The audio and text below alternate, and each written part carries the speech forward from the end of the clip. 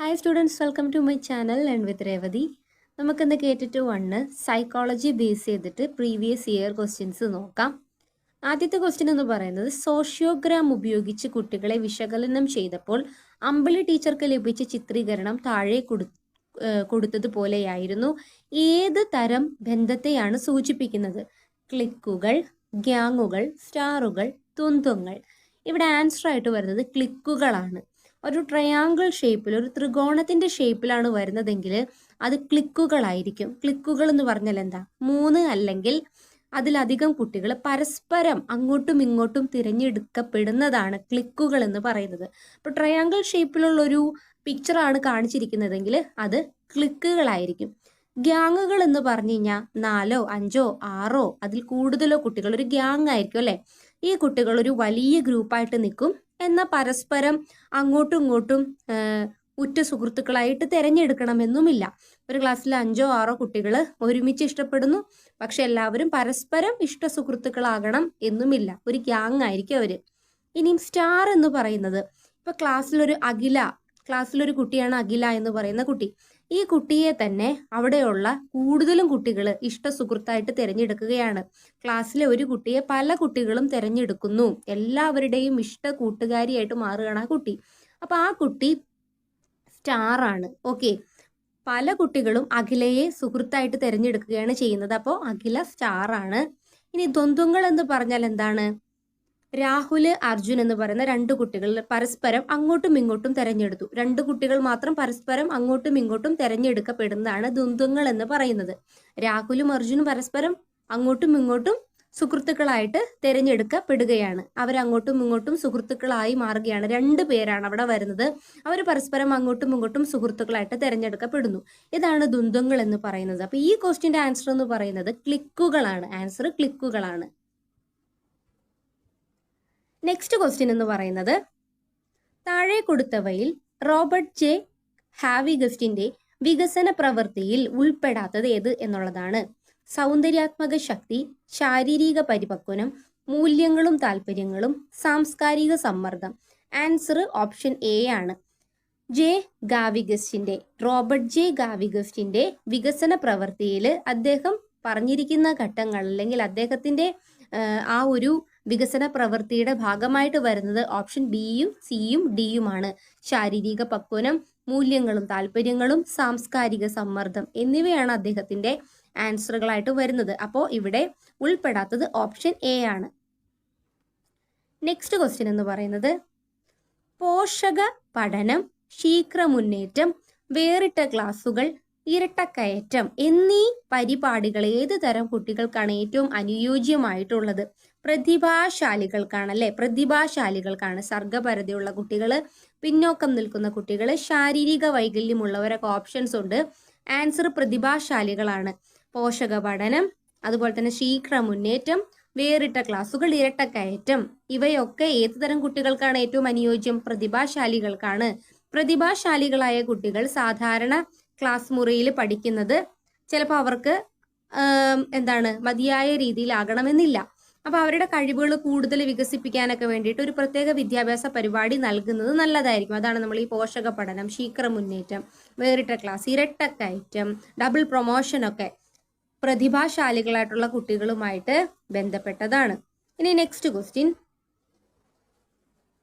വിദ്യാലയത്തിൽ നിരന്തരമായി മോഷണം നടത്തുന്ന കുട്ടിയെ സ്കൂളിൽ നിന്ന് പുറത്താക്കണമെന്ന് PTA ആലോചിച്ചപ്പോൾ അവന്റെ കുടുംബ പശ്ചാത്തലം മനസ്സിലാക്കി ശിക്ഷ നൽകാതെ നീതിയും സമത്വവും പരിഗണിച്ച് തുടർ പഠനത്തിന് അവസരം നൽകി.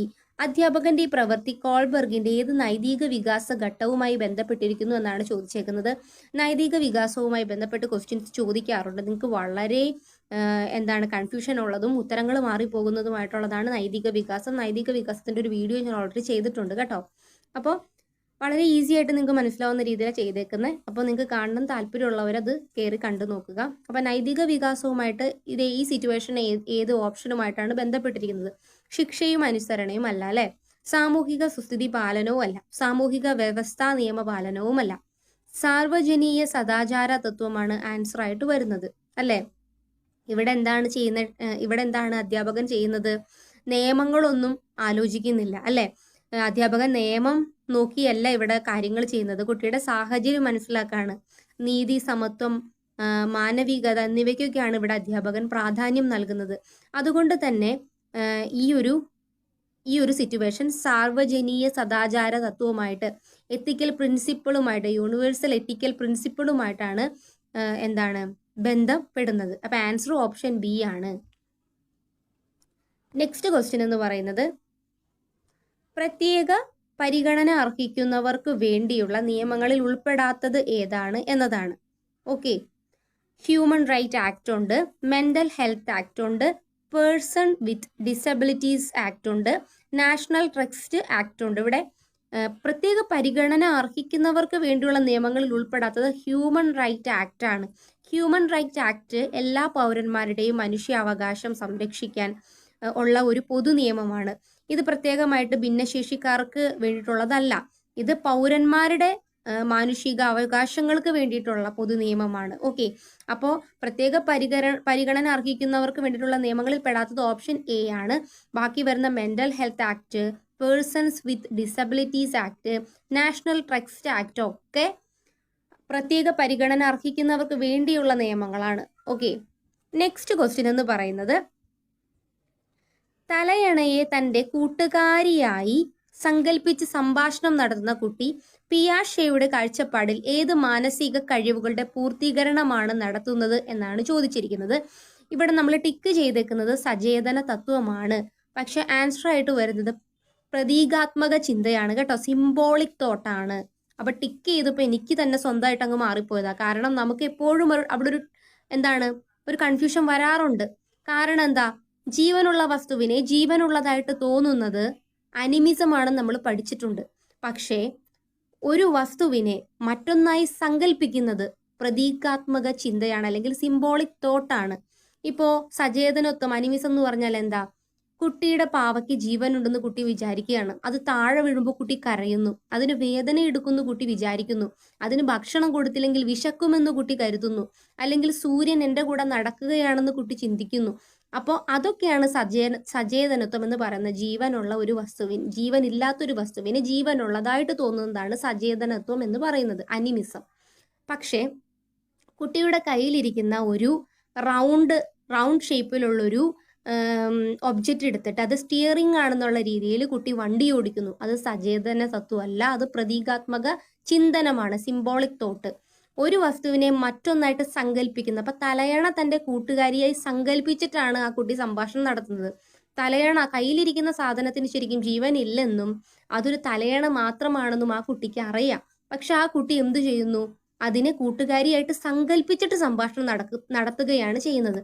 അപ്പോൾ ഇത് പ്രതീകാത്മക ചിന്തനം അല്ലെങ്കിൽ സിംബോളിക് തോട്ടാണ്. എപ്പോഴും നമുക്ക് ആൻസർ തെറ്റിപ്പോകുന്നത്, എനിക്കും സംശയം ഉണ്ടായിട്ടുള്ള ഒരു ഭാഗമായിരുന്നു ഇത്. ആൻസർ ഓപ്ഷൻ ബി ആണ്. നിങ്ങൾക്ക് മനസ്സിലായെന്ന് ഞാൻ വിചാരിക്കുന്നു. നിങ്ങൾക്ക് മനസ്സിലാവാൻ വേണ്ടി ഞാൻ പറഞ്ഞുതരാം. ഇപ്പോൾ ഒരു കുട്ടി കയ്യിലിരിക്കുന്ന ഒഴിഞ്ഞ പെട്ടി ഒരു കാറാണെന്ന് സങ്കല്പിച്ച് പൂം പൂം ശബ്ദമുണ്ടാക്കി കളിക്കുന്നു. പിയാഷെയുടെ സിദ്ധാന്ത പ്രകാരം കുട്ടിയുടെ ഈ പ്രവൃത്തി ഏത് മാനസിക വളർച്ചയാണ് സൂചിപ്പിക്കുന്നത്? കയ്യിലിരിക്കുന്ന പെട്ടി ഒരു കാറല്ല എന്ന് ആ കുട്ടിക്ക് നന്നായിട്ട് അറിയാം. പക്ഷെ ആ കാറാണെന്ന് സങ്കല്പിക്കുക എന്നൊരു കാര്യം ഇവിടെ വരുന്നുണ്ട്. സിംബോളിക് തിങ്കിങ് ആണ് അവിടെ വരുന്നത്. ഓക്കെ, അതിനെ ഇതാണെന്ന് സങ്കല്പിച്ചുകൊണ്ട് പൂം പൂം എന്ന് ശബ്ദമുണ്ടാക്കി കളിക്കുന്നു. അവന് നന്നായി അറിയാം അത് കാറല്ല, പക്ഷെ അവനത് കാറാണെന്ന് കരുതി കളിക്കുകയാണ്. അത് പ്രതീകാത്മക ചിന്തനം അല്ലെങ്കിൽ സിംബോളിക് തോട്ടാണ്. ഓക്കെ, ഇനി രണ്ടും തമ്മിലുള്ള വ്യത്യാസം എന്താ? പ്രതീകാത്മക ചിന്തനം എന്ന് പറഞ്ഞാൽ ഇവിടെ കുട്ടിക്ക് അറിയാം തൻ്റെ കയ്യിൽ പിടിച്ചിരിക്കുന്ന യഥാർത്ഥത്തിൽ ഒരു വെറും പെട്ടിയാണ്. എന്നാൽ വസ്തുവിനെ മറ്റൊന്നായി കാറായി പ്രതിനിധീകരിച്ച് സങ്കല്പിച്ച് അഭിനയിക്കുകയാണ് ചെയ്യുന്നത്. ഓക്കെ, അപ്പോൾ ഒരു വസ്തുവിനെ ഇപ്പം നമ്മൾ ടീച്ചറായിട്ട് കളിക്കുമ്പോൾ, ഞാനൊക്കെ ചെറുപ്പത്തിൽ ടീച്ചറായിട്ട് കളിക്കുമായിരുന്നു. ആ സമയത്ത് നമ്മൾ ചെടികളെ പഠിപ്പിക്കും. ഞാൻ ചെടികളെ പഠിപ്പിക്കും. ആ സമയത്ത് ഞാൻ എന്ത് ചെയ്യും, വടിയെടുത്ത് ചെടികളായിട്ട് അടിക്കാറുണ്ടായിരുന്നു. അതൊക്കെ ചെറുപ്പത്തിൽ. ആ സമയത്ത് ചെടികളാണ് അവിടെ നിൽക്കുന്ന, കുട്ടികളല്ലാന്ന് എനിക്കറിയാം. പക്ഷെ ഞാൻ അവരൊക്കെ കുട്ടികളായിട്ട് സങ്കല്പിക്കുക. പിന്നെ ഞങ്ങൾ ക്ലാസ്സിൽ ഇരിക്കുന്ന സമയത്ത് സ്കെച്ചും ക്രയോണൊക്കെ ഈ ഡ്രോയിങ്ങിന് കൊണ്ടുപോകും. എന്നിട്ട് ഈ സ്കെച്ചിനെയും ക്രയോണിനെയൊക്കെ നിരത്തി വെക്കും, ഇങ്ങനെ നേരെ വെക്കും. എന്നിട്ട് അതൊക്കെ കുട്ടികളാക്കിയിട്ട് ഞങ്ങൾ ഇങ്ങനെ കളിക്കുമായിരുന്നു ബെഞ്ചിലൊക്കെ ഇരുന്ന്. അതൊക്കെ എന്താ, പ്രതീകാത്മക ചിന്തനമാണ്. ഒന്നിനെ ഒന്നായിട്ട് വിചാരിക്കുക, പക്ഷെ അതല്ലാന്ന് നമുക്ക് അറിയാം. നമ്മുടെ മനസ്സിൽ നമ്മളങ്ങ് അഭിനയിക്കുക. അത് പ്രതീകാത്മക ചിന്തനമാണ്. പക്ഷെ സചേതനത്വം എന്ന് പറഞ്ഞ ഇവിടെ കുട്ടി ആ വസ്തുവിനെ വെറും ഒരു കളിപ്പാട്ടമായോ പ്രതീകമായോ അല്ല കാണുന്നത്, മറിച്ച് അതിന് യഥാർത്ഥ ജീവനും വികാരങ്ങളും ഉണ്ടെന്ന് കുട്ടി ആത്മാർത്ഥമായിട്ടും വിശ്വസിക്കുക. അത് ഏറ്റവും ചെറിയ കുട്ടികളായിരിക്കും അത് ചെയ്യുന്നത്, അല്ലേ? അനിമിസം ഏറ്റവും ചെറിയ കുട്ടികളായിരിക്കും അങ്ങനെ ചെയ്യുന്നത്. ആ കുട്ടികള് അതൊരു ജീവനുള്ള വസ്തുവാണെന്ന് അങ്ങ് വിചാരിക്കുക. തന്റെ പാവയെ എനിക്ക് അതിന് ജീവനുണ്ട്, എന്നെ പോലെ തന്നെ അതിന് വിശക്കും, അത് താഴെ വീണ് അതിന് വേദനിക്കും, അത് കരയും എന്നങ്ങ് വിചാരിക്കുക, സങ്കല്പിക്കുകയല്ല ചെയ്യുന്നത്. അപ്പൊ അത് സചേതനത്വമാണ്, അല്ലെ? കുട്ടി ആത്മാർത്ഥമായിട്ട് വിശ്വസിക്കുന്നു, തലയണ എന്നോട് സംസാരിക്കുമെന്നോ എനിക്ക് കൂട്ടായിരിക്കുമെന്നോ ഉള്ളൊരു ജീവനുള്ള വ്യക്തിയുടെ ഭാവമായിട്ട് കുട്ടി അത് ആരോപിക്കുന്നു. അതാണ് സചേതനത്വം അല്ലെങ്കിൽ അനിമിസം. അപ്പൊ ഇവിടെ ആൻസറിൽ ടിക്ക് വീണേക്കുന്നത് സചേതനത്തിലാണ്. അത് അറിയാതെ മാറിപ്പോയതാണ് കേട്ടോ. പ്രതീകാത്മക ചിന്തനമാണ് ആൻസർ, സങ്കല്പിക്കുന്നത് എന്ന് ഉദ്ദേശിക്കുന്നത്. നിങ്ങൾക്ക് മനസ്സിലായി എന്ന് ഞാൻ വിചാരിക്കുന്നു. നമുക്ക് ഇനി നെക്സ്റ്റ് ക്വസ്റ്റ്യനിലേക്ക് പോകാം. തീമാറ്റിക് അപ്പർസെപ്ഷൻ ടെസ്റ്റ് ഉപയോഗിക്കുന്നത് എന്തിനാണ് എന്നാണ് ചോദിച്ചിരിക്കുന്നത്, അല്ലെ? തീമാറ്റിക് അപ്പർസെപ്ഷൻ ടെസ്റ്റ് എന്ന് പറയുന്നത് വ്യക്തിത്വം, പേഴ്സണാലിറ്റി അളക്കുന്നതിനാണ്, പേഴ്സണാലിറ്റി വിലയിരുത്തുന്നതിനാണ് നമ്മൾ എന്തുപയോഗിക്കുന്നത്? തീമാറ്റിക് അപ്പർസെപ്ഷൻ ടെസ്റ്റ് ഉപയോഗിക്കുന്നത്. ഇതുപോലെ തന്നെ റോഷ മഷിയൊപ്പ് പരീക്ഷ, തീമാറ്റിക് ടെക്സ്റ്റ്, ഇതൊക്കെ എന്തുമായി ബന്ധപ്പെട്ടതാണ്? ഇതൊക്കെ വ്യക്തിത്വവുമായി ബന്ധപ്പെട്ട ടെക്സ്റ്റുകളാണ് കേട്ടോ. വ്യക്തിത്വവുമായി റോഷ മഷിയൊപ്പ് പരീക്ഷ, thematic apperception test, children's apperception test, പദസഹചരത്വ പരീക്ഷ, വാക്യപൂരണ പരീക്ഷ, ഇവയൊക്കെ വ്യക്തിത്വവുമായി ബന്ധപ്പെട്ട വിലയിരുത്തലുകളാണ്. ഓക്കെ, പ്രക്ഷേപണ രീതി എന്നും പറഞ്ഞ് നമ്മൾ വിലയിരുത്തൽ ഉപാധികൾ പഠിച്ചിരുന്നു. അതുമായി ബന്ധപ്പെട്ട അതിന്റെ ഉദാഹരണങ്ങളാണ് ഈ റോഷ മഷിയൊപ്പ് പരീക്ഷ, തീമാറ്റിക് അപ്പർസെപ്ഷൻ ടെസ്റ്റ് ഒക്കെ. Okay, next question. മിക്ക അധ്യാപകരും വൈകി വരുന്നവരെ ക്ലാസ്സിന് പുറത്തു നിർത്തുന്നു. എന്നാൽ എന്നും വൈകി വരുന്ന സനീഷിനെ ഷാരി ടീച്ചർ ക്ലാസ്സിൽ നിന്ന് പുറത്താക്കുന്നതിന് പകരം അവന്റെ അടിസ്ഥാന ആവശ്യങ്ങൾ പരിഹരിക്കുന്നതിനുള്ള കാര്യങ്ങൾ മനസ്സിലാക്കി ക്ലാസ്സിൽ കയറ്റി. അധ്യാപികയുടെ ഈ പ്രവൃത്തി ഏത് മനഃശാസ്ത്രജ്ഞന്റെ കാഴ്ചപ്പാടുമായി ബന്ധപ്പെട്ടിരിക്കുന്നു എന്നാണ് ചോദിച്ചിരിക്കുന്നത്. ആൻസർ എന്ന് പറയുന്നത് എബ്രഹാം മാസ്ലോ ആണ്, അല്ലെ? എബ്രഹാം മാസ്ലോ ആണ്. മാസ്ലോയുടെ ആവശ്യങ്ങളുടെ ശ്രേണി, അല്ലെ? ആവശ്യങ്ങളുടെ ശ്രേണി നമുക്ക് പഠിക്കാനുള്ളതാണ്. ആ ശ്രേണി അനുസരിച്ചിട്ട് കുട്ടിയുടെ അടിസ്ഥാന ആവശ്യങ്ങൾ, ഭക്ഷണം, സുരക്ഷ, സ്നേഹം തുടങ്ങിയവയൊക്കെ കുട്ടിക്ക് ലഭിക്കുന്നുണ്ടോ, അതിനുശേഷമാണ് പഠനം വരുന്നത്, അല്ലെ? ആദ്യം അവന്റെ ആവശ്യങ്ങളാണ് നിറവേറേണ്ടത്. അപ്പൊ എപ്പോഴും ഈ എബ്രഹാം മാസ്ലോന്റെ തിയറി എന്ന് ചോദിക്കാറുണ്ട്. അദ്ദേഹത്തിന്റെ ആ തിയറി, ആ ഒരു ആവശ്യങ്ങളുടെ ശ്രേണിയിൽ നിന്നും ക്വസ്റ്റ്യൻ വരാറുണ്ട്. അപ്പൊ ഇത് അബ്രഹാം മാസ്ലോ ആയി ബന്ധപ്പെട്ടതാണ്. കുട്ടികളുടെ ആവശ്യങ്ങളായിട്ടുള്ള ഭക്ഷണം, സുരക്ഷ, സ്നേഹമൊക്കെ ആദ്യം നിറവേറണം, അത് കഴിഞ്ഞ് വേണം പഠനം ഫലപ്രദമാക്കാൻ. അപ്പൊ ഇവിടെ അധ്യാപിക ശിക്ഷിക്കാതെ കുട്ടി എന്തുകൊണ്ട് വൈകുന്നു എന്ന് അന്വേഷിക്കുന്നു, അവന്റെ ആവശ്യങ്ങൾ മനസ്സിലാക്കുന്നു. ഇത് മാസ്ലോയുടെ സമീപനത്തോട് യോജിക്കുന്ന ഒരു ക്വസ്റ്റ്യൻ ആണ്. ഓക്കെ, ഇനി നെക്സ്റ്റ് ക്വസ്റ്റ്യൻ നോക്കാം. സിഗ്മണ്ട് ഫ്രോയിഡിന്റെ മനോലൈംഗിക വികാസഘട്ടത്തിൽ ഈഡിപ്പസ് കോംപ്ലക്സ്, ഇലക്ട്രോ കോംപ്ലക്സ് എന്നീ സവിശേഷതകൾ കാണപ്പെടുന്ന ഘട്ടം ഏത്? മാതൃകാമന, അതുപോലെ തന്നെ പിതൃകാമന, അല്ലെ?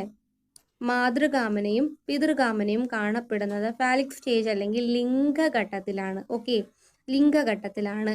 ഈ മാതൃകാമന എന്ന് പറഞ്ഞാൽ എന്താണ്? മാതൃകാമന എന്ന് പറഞ്ഞാൽ ആൺകുട്ടികളിൽ കാണുന്നതാണ്. ആൺകുട്ടികൾക്ക് അമ്മയോട് ഒരു പ്രത്യേക താല്പര്യവും ഇഷ്ടവും സ്നേഹവും ഒക്കെ തോന്നുന്നതാണ് ഈ മാതൃകാമന. അമ്മയോടായിരിക്കും കൂടുതൽ താല്പര്യം ആർക്ക്? ആൺകുട്ടികൾക്ക്. പിതൃകാമന എന്ന് പറയുന്നത് പെൺകുട്ടികൾക്ക് കാണപ്പെടുന്നു. പെൺകുട്ടികൾ, ഫ്രോയിഡിന്റെ അഭിപ്രായത്തിൽ എന്താണ്? സിഗ്മണ്ട് ഫ്രോയിഡ് പറഞ്ഞു വെച്ചിരിക്കുന്നു, പെൺകുട്ടികൾക്ക് അച്ഛനോട് പ്രത്യേക ഒരു അടുപ്പവും സ്നേഹവും ഒക്കെ തോന്നുന്നു. അതാണ് പിതൃകാമന.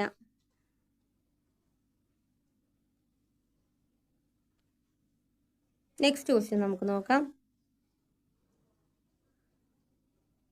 താഴെ പറയുന്നവയിൽ മന്ദപഠിതാക്കളെ പഠിപ്പിക്കുന്നതിന് നൽകുന്ന നിർദ്ദേശങ്ങളിൽ ഉൾപ്പെടാത്തത്, ഇതൊക്കെ നമുക്ക് ഈസി ആയിട്ട് ആൻസർ ചെയ്യാൻ പറ്റുന്നതാണ്. വിജയകരമായി പൂർത്തിയാക്കാവുന്ന ചെറിയ പഠന പ്രവർത്തനങ്ങൾ നൽകുക, വെല്ലുവിളി ഉയർത്തുന്ന പഠന പ്രവർത്തനങ്ങൾ നൽകുക, ചെറുതും ക്രമീകൃതവുമായ പാഠഭാഗങ്ങൾ നൽകുക, പാഠഭാഗങ്ങൾ ചെറിയ ഭാഗങ്ങളായി നൽകി ഓരോ ഘട്ടത്തിനും മടക്കധാരണ നൽകുക. അപ്പൊ ഇവിടെ താഴെ പറയുന്നവയിൽ മന്ദപഠിതാക്കളെ പഠിപ്പിക്കുന്നതിന് നൽകുന്ന നിർദ്ദേശങ്ങളിൽ ഉൾപ്പെടാത്തതാണ്. ഇപ്പൊ ഓപ്ഷൻ ബി ആണ്.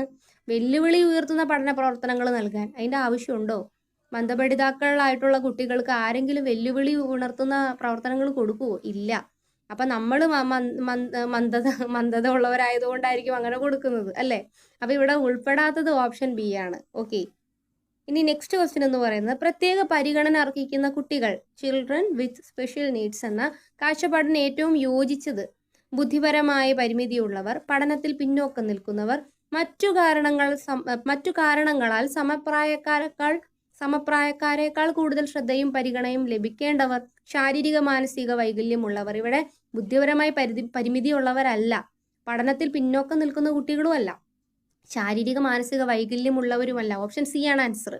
മറ്റു കാരണങ്ങളാൽ സമപ്രായക്കാരേക്കാൾ കൂടുതൽ ശ്രദ്ധയും പരിഗണനയും ലഭിക്കേണ്ടവരാണ് പ്രത്യേക പരിഗണന അർഹിക്കുന്ന കുട്ടികൾ. താഴെ കൊടുത്തിരിക്കുന്ന ആശയങ്ങൾ പരിഗണിക്കുക. ആശയദാന മാതൃക, പ്രതിക്രിയ അധ്യാപനം, സംവാദനാത്മക പഠനം, അതുപോലെ തന്നെ കണ്ടെത്തൽ പഠനം. ഇവയിൽ ഏതാണ് ജെറോമസ് ബ്രൂണറിന്റെ ആശയവുമായി ബന്ധപ്പെട്ടത് എന്നാണ് ചോദിച്ചിരിക്കുന്നത്. ഓക്കെ, ഇവിടെ ഓപ്ഷൻ എയും ഡിയും ആശയദാന മാതൃകയും കണ്ടെത്തൽ പഠനവുമാണ് ബ്രൂണറുമായി ബന്ധപ്പെട്ടത്. പ്രതിക്രിയ അധ്യാപനമൊക്കെ നമ്മുടെ വൈഗോട്സ്കിയുമായി ബന്ധപ്പെട്ടതാണ്. ഓക്കെ, അപ്പൊ ഓപ്ഷൻ എയും ഡിയും, ഓപ്ഷൻ സി ആണ് answer. Option C, A, D ശരിയാണ്. എ ആശയദാന മാതൃക, ഡി കണ്ടെത്തൽ പഠനം. 13ാമത്തെ ക്വസ്റ്റ്യൻ, വികാസ തത്വങ്ങളിൽ ഉൾപ്പെടാത്തത് ഏതെന്നാണ് ചോദിച്ചേക്കുന്നത്. വികാസം ക്രമീകൃതമാണ്, അത് ശരിയാ. വികാസം പ്രവചനീയമാണ്, ശരിയാണ്. വികാസം സഞ്ചിത സ്വഭാവത്തോട് കൂടിയതാണ്, ശരിയാണ്. ബി തെറ്റാ, തിരിഞ്ഞുപോയല്ലേ. വികാസം വിശേഷത്തിൽ നിന്ന് സാമാന്യത്തിലേക്ക് എന്നാണ് എഴുതിയേക്കുന്നത്. വികാസം സാമാന്യത്തിൽ നിന്ന് വിശേഷണത്തിലേക്ക് എന്നാണ്, ജനറൽ ടു സ്പെസിഫിക് എന്നാണ്, അല്ലേ? അങ്ങനെയാണ് വരുന്നത്. ആദ്യം ഒരു കുഞ്ഞിന്റെ ജനറൽ ടു സ്പെസിഫിക് ആണ്, വികാസം സാമാന്യത്തിൽ നിന്ന് വിശേഷത്തിലേക്ക്. ഇവിടെ അങ്ങോട്ടും ഇങ്ങോട്ടും തിരിച്ചു കൊടുത്തേക്കും, അപ്പൊ അതാണ് തെറ്റ്. ആദ്യം ഒരു കുഞ്ഞിന്റെ കൈ മുഴുവനായിട്ടുള്ളൊരു ചലനമാണ് അവനുണ്ടാകുന്നത്. ഇതിന് ശേഷമാണ് വിരലുകൾ സൂക്ഷ്മമായ ചലനങ്ങളിലേക്ക് എത്തുന്നത്. സ്ഥൂലമായ പേശികൾ ആദ്യം വികസിക്കുന്നത്, അത് കഴിഞ്ഞ സൂക്ഷ്മപേശികൾ, വിരലുകളൊക്കെ ഉപയോഗിക്കാൻ, വസ്തുക്കൾ എടുക്കാൻ, പ്രത്യേക ചലനമൊക്കെ സാധ്യമാകുന്നത് പിന്നീടാ. അപ്പോൾ വികാസം സാമാന്യത്തിൽ നിന്ന് വിശേഷത്തിലേക്ക് കടക്കുന്നു എന്താണ്, അങ്ങോട്ടും ഇങ്ങോട്ടും തിരിഞ്ഞുപോയി. അപ്പൊ ഇവിടെ തത്വങ്ങളിൽ ഉൾപ്പെടാത്ത ഓപ്ഷൻ ബി ആണ്. നെക്സ്റ്റ്, താഴെ കൊടുത്തവയിൽ സമീപന വർജന, അപ്രോച്ച് അവോയ്ഡൻസ്, സംഘർഷത്തിന് യോജിച്ച ഉദാഹരണം ഏതാണെന്നാണ് ചോദിച്ചേക്കുന്നത്. കളിക്കാൻ കൂട്ടുകാരോടൊപ്പം പോവുകയും വേണം, ടിവിയിൽ ക്രിക്കറ്റ് കാണുകയും വേണം, അതല്ല. വയറുവേദനയാണെന്ന് പറഞ്ഞ് സ്കൂളിൽ പോയില്ലെങ്കിൽ അച്ഛന്റെ അടിയും സ്കൂളിൽ പോയാൽ ടീച്ചറുടെ ശിക്ഷയും കിട്ടും, അതുമല്ല. കമ്പ്യൂട്ടറിൽ ഗെയിം കളിക്കുകയും വേണം, കാർട്ടൂൺ കാണുകയും വേണം. ഇഷ്ടമില്ലാത്ത ടീച്ചറുടെ ഓൺലൈൻ ക്ലാസ് കാണുകയും വേണം, ഫുട്ബോൾ കളിക്കാൻ പോവുകയും വേണം. ഇവിടെ താഴെ കൊടുത്തവയിൽ സമീപന വർജന സംഘർഷത്തിന്, അപ്രോച്ച് അവോയ്ഡൻസിന് യോജിക്കുന്നത് ഓപ്ഷൻ ഡി ആണ്. ഓക്കെ, ഇഷ്ടമില്ലാത്ത ടീച്ചറുടെ ഓൺലൈൻ ക്ലാസ് കാണുകയും വേണം, ഫുട്ബോൾ കളിക്കാൻ പോവുകയും വേണം. ഇതാണ് ഇവിടെ ആൻസർ ആയിട്ട് വരുന്നത്. നെക്സ്റ്റ് ക്വസ്റ്റ്യൻ, ലാസ്റ്റ് ക്വസ്റ്റ്യൻ ആണ്. പെൺകുട്ടികൾക്ക് ക്ലാസ് അടിച്ചു വൃത്തിയാക്കാനുള്ള പണിയാണ് കൂടുതൽ നല്ലത്. ആൺകുട്ടികൾക്ക് ഡെസ്കും ബെഞ്ചും മാറ്റിയിട്ടാൽ മതി എന്ന് ക്ലാസ് ടീച്ചർ പറഞ്ഞു. ഈ പ്രസ്താവന എന്തിനെ സൂചിപ്പിക്കുന്നത്? ജെൻഡർ ഡിസ്ക്രിമിനേഷൻ ആണ് ആൻസർ. ഓക്കെ, ജെൻഡർ ഡിസ്ക്രിമിനേഷൻ ആണ് ഇവിടെ ആൻസർ ആയിട്ട് വരുന്നത്. ഇവിടെ ജെൻഡർ സ്റ്റീരിയോ ടൈപ്പ് എന്ന് പറഞ്ഞാൽ എന്താ? സ്ത്രീകളും പുരുഷന്മാരും ഇങ്ങനെയായിരിക്കണം, സ്ത്രീ ഇങ്ങനെയായിരിക്കണം, പുരുഷൻ ഇങ്ങനെയായിരിക്കണം. അപ്പോൾ ആൺകുട്ടികൾ കരയാൻ പാടില്ല, പെൺകുട്ടികൾക്ക് പാചകം നന്നായിട്ട് അറിഞ്ഞിരിക്കണം, ഇങ്ങനെയൊക്കെ പറയുന്നതാണ് ജെൻഡർ സ്റ്റീരിയോ ടൈപ്പ്. ഇനി അടുത്ത ജെൻഡർ ഡിസ്ക്രിമിനേഷൻ. നമ്മളിപ്പോൾ ഈ ക്വസ്റ്റ്യനിൽ പറഞ്ഞ പോലെ ഒരു വിവേചനം കാണിക്കുന്നതാണ്. ഒരേ ജോലിയായിരിക്കും ചെയ്യുന്നത്, പക്ഷേ പുരുഷന് കൂടുതൽ ശമ്പളവും സ്ത്രീക്ക് കുറഞ്ഞ ശമ്പളവും കൊടുക്കുന്നു. പെൺകുട്ടികളൊന്നും സ്പോർട്സിലൊന്നും പങ്കെടുക്കേണ്ട ആവശ്യമില്ല, അതൊക്കെ ആൺകുട്ടികൾ ചെയ്യേണ്ടതാണ് എന്നൊക്കെ പറയുന്നത് ജെൻഡർ ഡിസ്ക്രിമിനേഷൻ ആണ്.